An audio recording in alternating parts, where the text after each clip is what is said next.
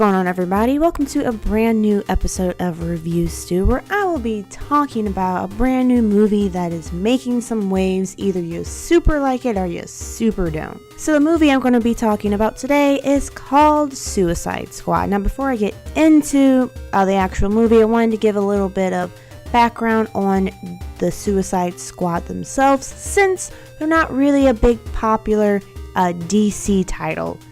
Suicide Squad is a team of criminals on a type of work release program. For each mission they complete, years are taken off of their prison sentences. But it kind of seems like a moot point because their prison sentences are ridiculously long. And I'm talking like 3 consecutive life sentences. So they are going to be in the government's hands for quite a while.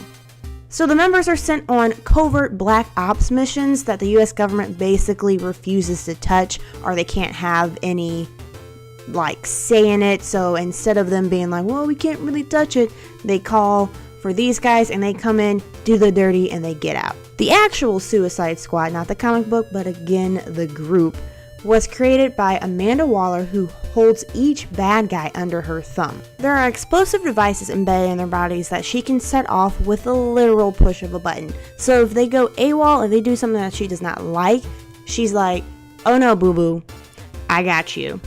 So if you are familiar with the Suicide Squad comic book, one thing that you'll know is that the Suicide Squad always changes. There's always a different rendition of the members of the team, but the one thing that has stayed very similar is the fact that it is always a ragtag team of villains that you wouldn't even really consider to work together. Alright, so here's a little rundown of the Suicide Squad members from the movie that came out in 2016, because obviously that's the one that I am referring to, if you couldn't tell by the title of this video. So first we start off with Harley Quinzel, aka Harley Quinn. She was once a prominent, brilliant psychiatrist who was assigned to treat the Joker, but now she's a psychotic madman/woman thanks to the Joker's influence. Next, we have Floyd Layton, aka Deadshot, who is a cold-blooded killer who has never missed his mark, and he loves his job. I mean, he loves what he does. The only difference with this guy is he actually has a sweet spot. He still wants to do right by his daughter, and he works hard to make sure that she has a comfortable life. So apparently you can be a good guy and a bad guy too. Then we have Digger Harkness, aka Captain Boomerang. He's a rowdy thief who uses deadly boomerangs and has an odd fascination with unicorns. To be honest with you, I think his power is like the most interesting yet the most lamest, because all you really doing is like you're a thief that throws things. That's it. But he's funny, so I'm okay with that. Then we have, and heaven forbid I'm gonna say this all kinds of wrong, Chato Santana, also known as El Diablo. He's an ex-gang member who has the power to control fire. Pretty hardcore power if I say so myself, but he becomes somewhat of a pacifist after harming those that he cared for. I'm gonna try really hard not to spoil it, but just keep that in mind. He did something bad, turned over a new leaf, now he's trying to be a good guy, but still rolling with bad people.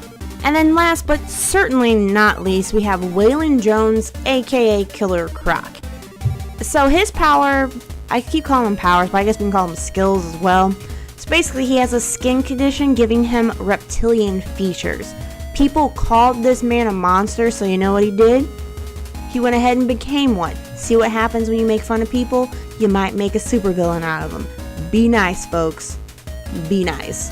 So of course you got your other side characters like Dr. June Moon, also known as Enchantress, who is like this super old mythical creature who used to be worshipped by humans, and then humans evolved and didn't really believe in that stuff too much, and she's just kind of butthurt about it, as well as Rick Flag, your kind of all around Boy Scout American soldier type deal that's kind of in a lot of DC movies, I've come to realize.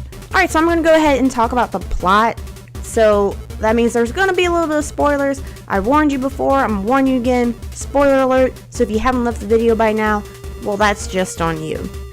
So Suicide Squad starts off with the creation of the Suicide Squad. So basically, those like hardcore gangster movies where everyone's sitting around the table eating dinner, drinking their wine, and they're like, so what are we going to do about those scumbags down 9th Street, Charlie?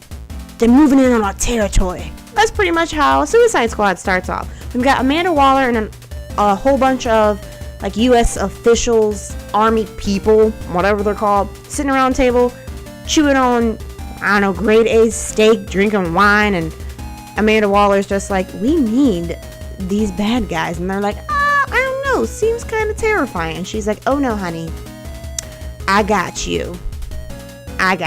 So like the first, I don't know, 5 to 7 minutes is basically just that scene where they're introducing the members of the Suicide Squad, and then it doesn't really get moving until the main villain actually shows their face. And that actually turns out to be Enchantress herself. So basically what happens is, obviously she doesn't like being under Amanda Waller's thumb, and she's a little, like I said earlier, butthurt about humans not worshiping her. So she's taking her revenge by collecting all of the technology that the humans have come to so-called, and I'm doing air quotes because, you know, you can't see me because you just hear my voice, worship technology, and she's going to use it to destroy humanity, because that doesn't sound familiar at all. So I thought the plot was kind of lacking, and I was a little upset that the trailers were crazy misleading, because I was under the impression that the Joker was up to no good per usual.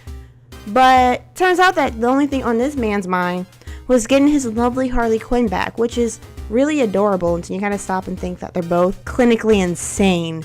And they're just kind of like, should I really be for this or what?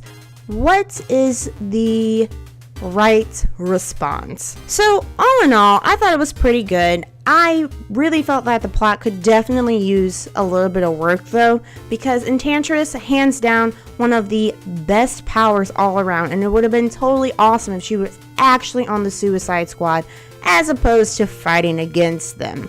Like, come on, man. I also wasn't a big fan of Jared Leto's portrayal of the Joker. I just thought that it wasn't jokery enough. But that could have been because he didn't really have a lot of screen time. Like, you only saw flashes of him being slightly crazy and then, like, trying to get Harley Quinn back, and that was really it.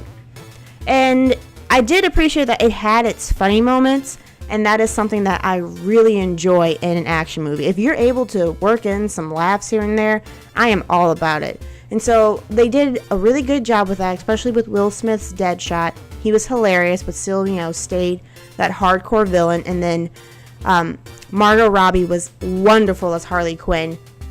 I think they should definitely keep her for future references, because I don't even know, guys. I have no words to describe how much I love that character. So one thing that I really liked about this movie was that I didn't know all that much about Suicide Squad to begin with, so I didn't have that ridiculous idea how it should have looked going into it, which was kind of refreshing. So a lot of the times when a new Batman or Superman movie comes out, people are like, oh no, they didn't really do this scene right because in the comic book, blah, blah, blah, blah. Well, just like Guardians of the Galaxy wasn't a big known name, the directors and the producers were able to go in and make it the way that they wanted to make it. So that's kind of how I see that they did with Suicide Squad. I didn't really know a lot about it, but I knew that I just had to see it. And I really think they did a good job. All in all, I'd say I'd give it like a 3.6 out of 5. I mean, it was lacking in some spots, but then other times it was brilliant, and I was really laughing and just really enjoyed it. Now, would I pay like $12.50 to see it again? Probably not, but it was worth it in the long run. So it was definitely good, and you should give it a try before you start passing judgment, you judgers. Alright, so I hope you liked this video. Please remember to comment and subscribe, and I'll catch you in the next one.